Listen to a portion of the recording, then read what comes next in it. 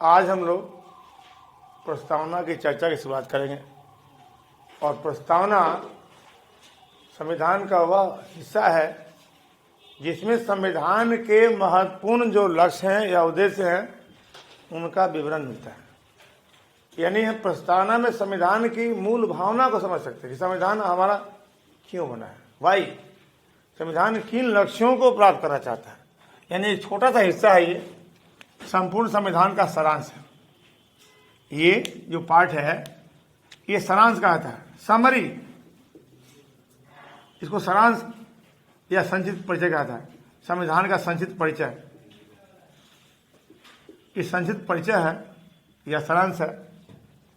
Summary है ना, ये समरी है संपूर्ण संविधान का, संक्षिप्त परिचय है संपूर्ण संविधान का, जिसमें महत्वपूर्ण लक्ष्य जो संविधान के महत्वपूर्ण लक्ष्य है या उद्देश्य है,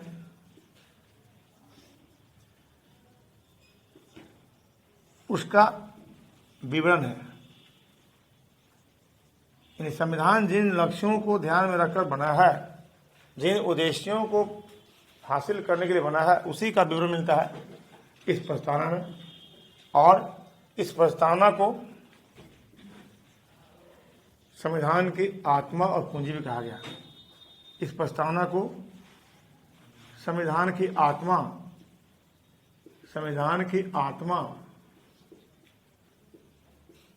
एवं कुंजी भी कहा गया है।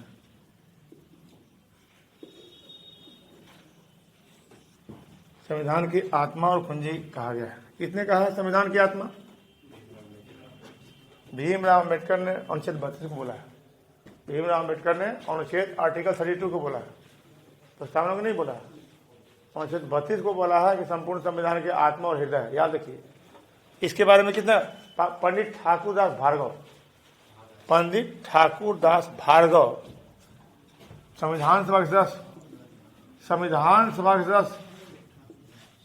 सदस्य जो थे, ये क्वेश्चन यूपी पीसीएस में आया हुआ है। पंडित ठाकुरदास भार्गव जो संविधान सभा के माननीय सदस्य थे, एक सदस्य हैं। इन्होंने कहा था कि प्रस्तावना संविधान की आत्मा और पूंजी है। और बाद में सुप्रीम कोर्ट के जजों ने, जिसमें एम हिदायतुल्ला का नाम सुना हुआ, एम हिदायतुल्ला जो भारत के कार्यवाहक राष्ट्रपति बने थे, उपराष्ट्रपति और भारत के कार्यवाहक राष्ट्रपति बने। एक सुप्रीम कोर्ट एकमात्र मुख्य न्यायाधीश जो कार्यवाहक राष्ट्रपति बने अब तक कौन है? एम हिदायत मोहम्मद। उन्होंने भी कहा कि प्रस्तावना जो है संविधान का महत्वपूर्ण हिस्सा है। और सुप्रीम कोर्ट ने भी कहा है कि प्रस्तावना संविधान की आत्मा है। और बाद में केशवानंद भारती बनाम केरल राज्य बाद में प्रस्तावना कुछ महत्वपूर्ण लक्ष्यों को, कुछ विशेषताओं को, संविधान का मूलभूत ढांचा, संविधान का बेसिक स्ट्रक्चर, यानी सुप्रीम कोर्ट ने भी इसको आत्मा कहा है। और बाद में 1973 में सुप्रीम कोर्ट ने केस में कह दिया, वो केस था केशवानंद भारती का। केशवानंद भारती केस में सुप्रीम कोर्ट ने कह दिया 1973 में कि यह संविधान का मूल ढांचा है। ये संविधान का क्या है? मूल ढांचा, मूलभूत ढांचा, बेसिक स्ट्रक्चर, मूलभूत ढांचा, बेसिक स्ट्रक्चर। ये बताइए कि पूछेगा कि बेसिक स्ट्रक्चर कितने का है? संविधान ने कहा कि सुप्रीम कोर्ट ने कहा? कब कहा? 19 किस केस में कहा था? केस था केशवानंद भारती। किस वर्ष कहा? और किसने कहा कि प्रस्तावना संविधान की आत्मा और पूंजी है? पंडित ठाकुरदास। कौन थे भार्गव? संविधान सभा के मेंबर। नेहरू जी ने नहीं कहा। और अम्बेडकर ने किसको कहा आत्मा? अनुच्छेद 32। और इस संविधान का महत्वपूर्ण लक्ष्य या उद्देश्य को समाहित करता है। इसलिए यह संविधान की मूल भावना को, मेन थीम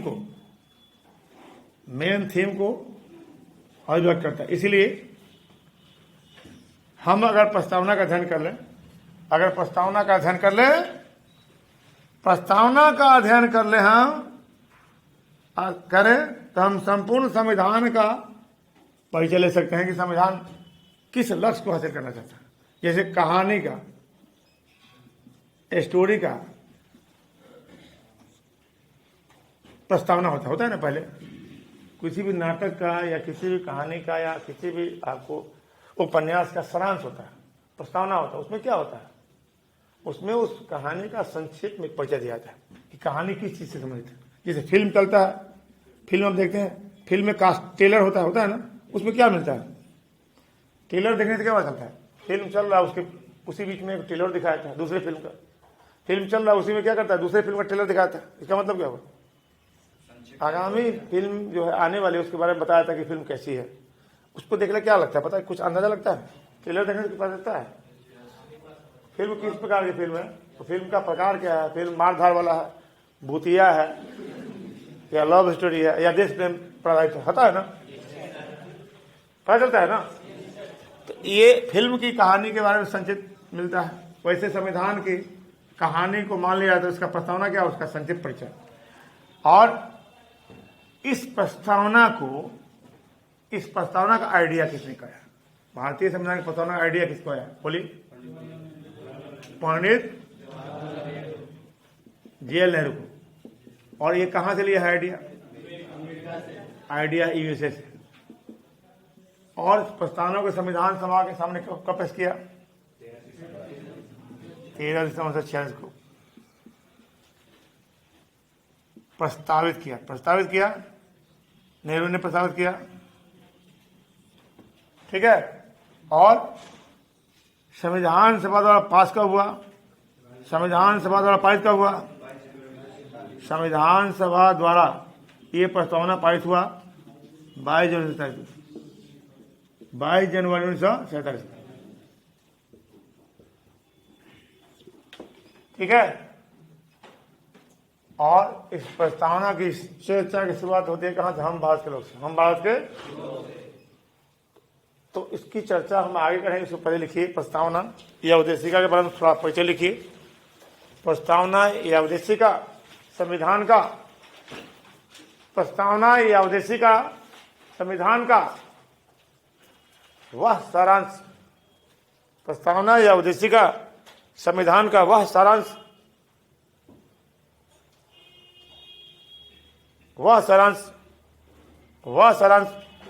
प्रस्तावना या उद्देशिका संविधान का वह सारांश है जिसमें संपूर्ण संविधान के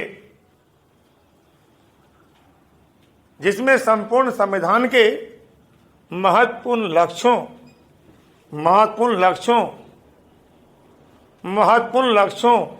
या उद्देश्यों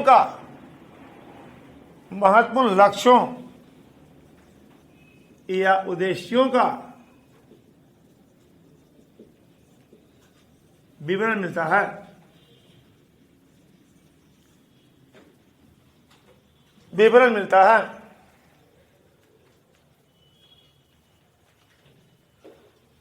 यह संपूर्ण संविधान की मूल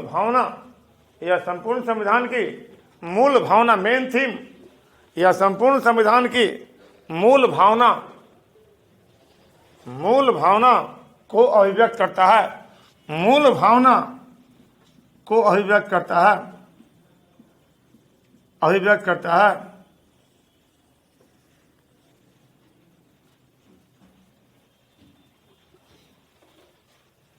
इसलिए यदि हम प्रस्तावना का अध्ययन कर लें,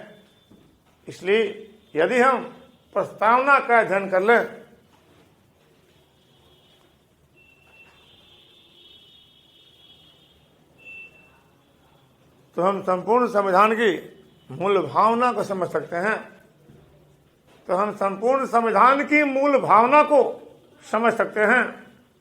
मूल भावना को समझ सकते हैं कि हमारा संविधान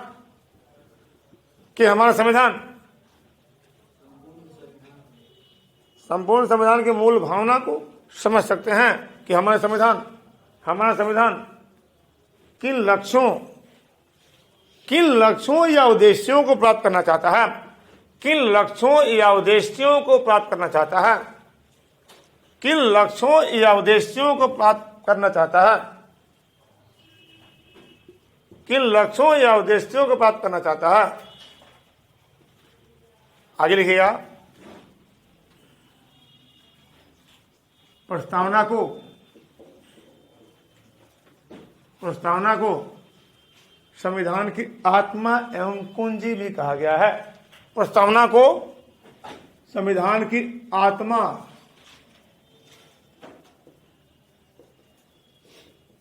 एवं कुंजी भी कहा गया है।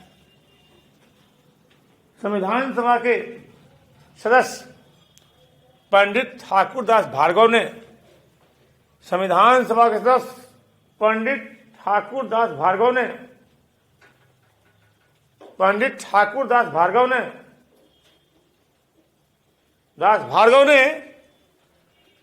प्रस्तावना को संविधान की आत्मा एवं कुंजी के रूप में संबोधित किया है।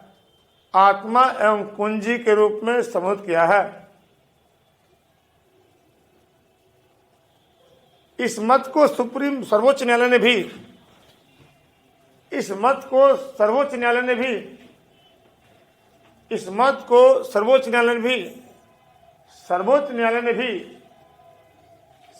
न्यायालय ने भी पुष्ट किया है। रेक्टिफाई, पुष्ट का मतलब रेक्टिफाई। मत को सर्वोच्च न्यायालय ने पुष्ट का मतलब रेक्टिफाई, सहमति देना, पुष्ट किया है। हो गया। आगे लिखिए।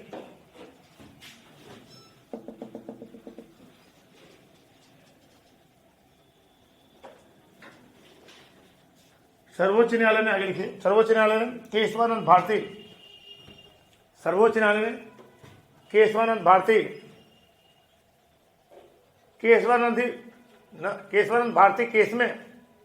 केशवानंद भारती केस में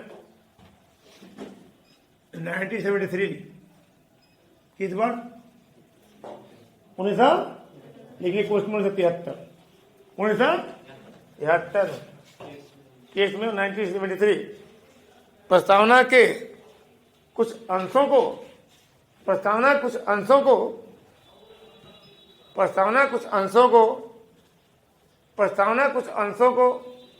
संविधान का मूलभूत ढांचा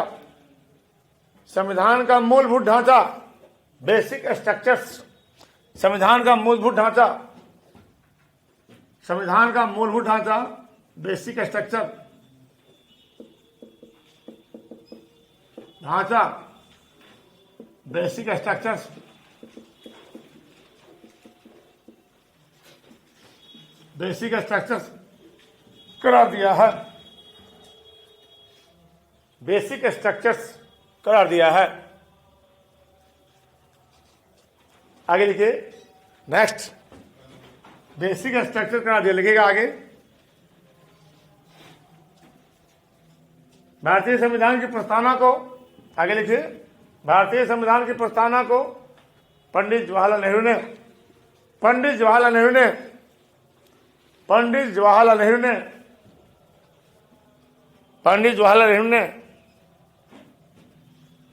13 दिसंबर 1946 को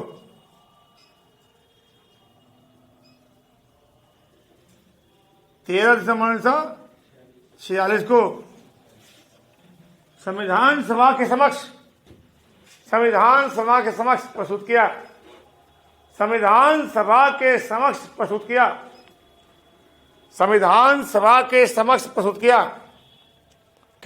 प्रस्तुत किया। जिसे संविधान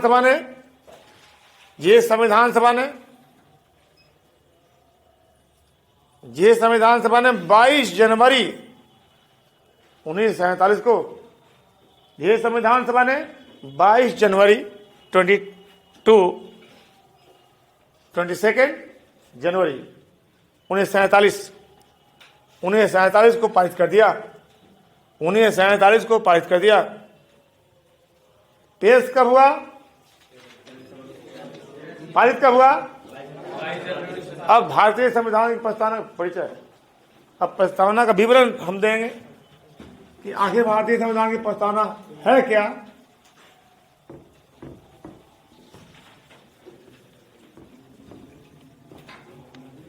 अब प्रस्तावना की शुरुआत होती है हम भारत के लोग से। प्रस्तावना की शुरुआत कैसे होती है? हम भारत के क्यों क्यों भारत के लोग से शुरुआत होती है? बोलिए।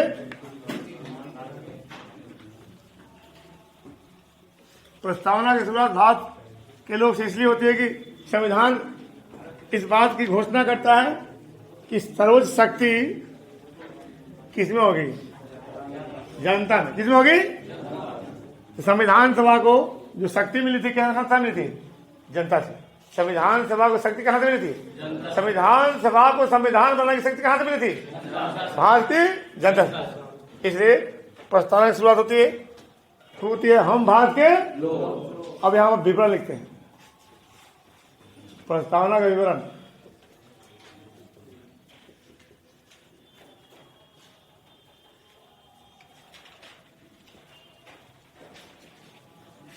प्रस्तावना का विवरण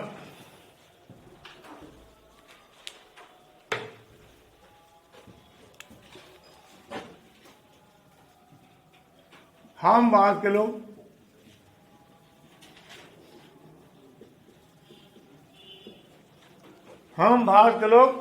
भारत को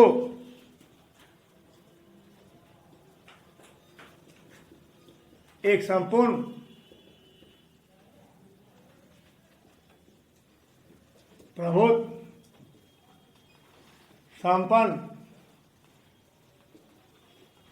संपूर्ण प्रभुत्व संपन्न समाजवादी पंथनिरपेक्ष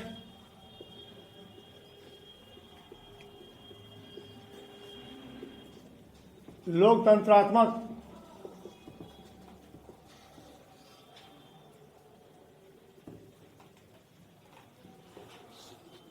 गणराज्य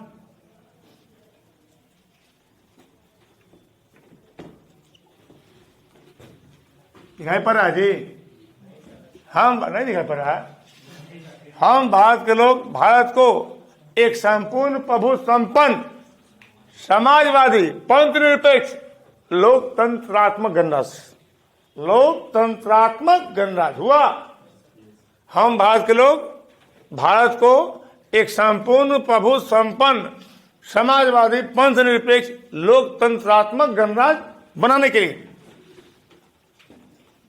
के लिए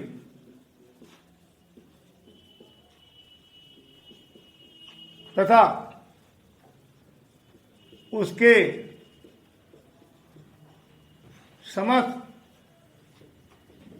नागरिकों को सामाजिक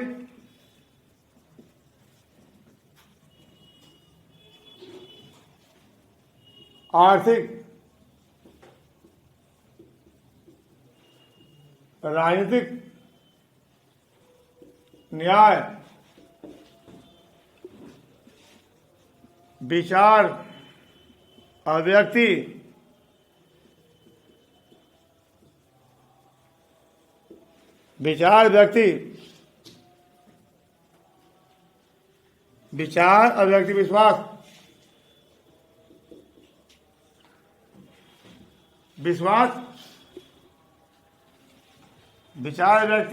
विश्वास उसके बाद क्या है? धर्म एवं उपासना की स्वतंत्रता, विचार व्यक्ति विश्वास धर्म एवं उपासना की स्वतंत्रता, प्रतिष्ठा एवं अवसर की समता, प्रतिष्ठा एवं अवसर की समता। हम भारत के लोग भारत को एक संपूर्ण बहुत संपन्न समाजवादी पंथनिरपेक्ष लोकतंत्रात्मक गणराज्य बनाने के लिए तथा उसके समस्त नागरिकों को सामाजिक आर्थिक राजनीतिक न्याय विश्वास अभिव्यक्ति विचार धर्म एवं उपासना की स्वतंत्रता प्रतिष्ठा अवसर की समता प्राप्त करने के लिए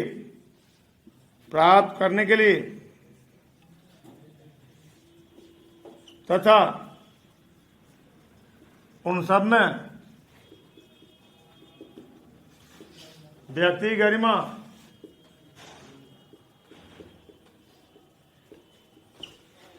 व्यक्ति गरिमा एवं राष्ट्र की एकता व अखंडता सुनिश्चित करने वाली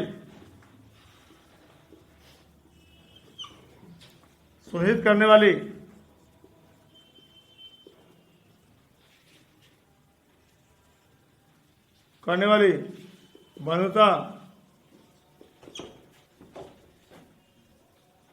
को बढ़ाने के लिए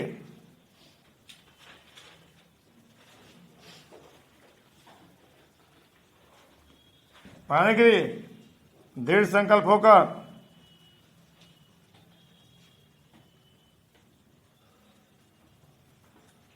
होकर अपने इस संविधान सभा में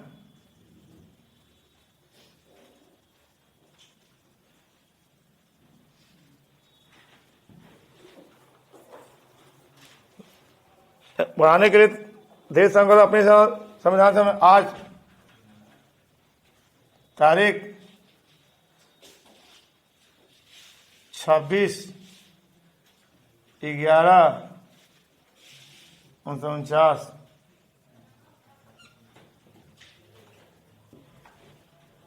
मिति मार्ग शीर्ष शुक्ल सप्तमी संवत विक्रमी 2006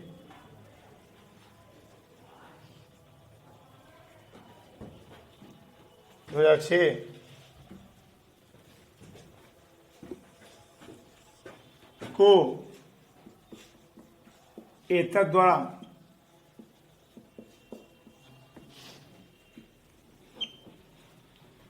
द्वारा इस संविधान को अंगीकृत अधिनियमित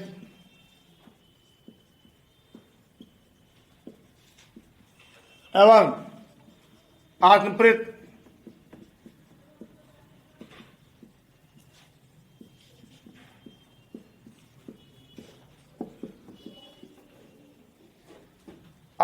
करते हैं। ये संविधान की प्रस्तावना है। हम भारत के लोग भारत को एक संपूर्ण प्रभु संपन्न समाजवादी पंथ निरपेक्ष लोकतंत्रात्मक गणराज्य बनाने के लिए तथा उसके समस्त नागरिकों को सामाजिक आर्थिक राजनीतिक न्याय विश्वास विचार व्यक्ति विश्वास धर्म उपासना स्वतंत्रता प्रतिष्ठा और स्वतंत्रता प्राप्त करने के लिए तथा उन सब में व्यक्ति गरिमा एवं राष्ट्र की एकता व अखंडता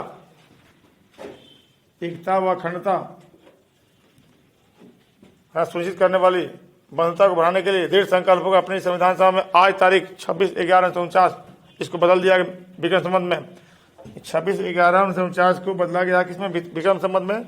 तो शुक्ल पक्ष हुआ और 7वीं तिथि हुई। शुक्ल पक्ष हुआ और 7वीं तिथि हुई। और ईयर क्या हुआ? विक्रमी 2006 को फिर यहां से आ गए। एतद द्वारा इस संविधान को अंगीकृत अधिनियमित एवं आत्मप्रेरित करते हैं। हो गया। यही इस प्रस्तावना का मूल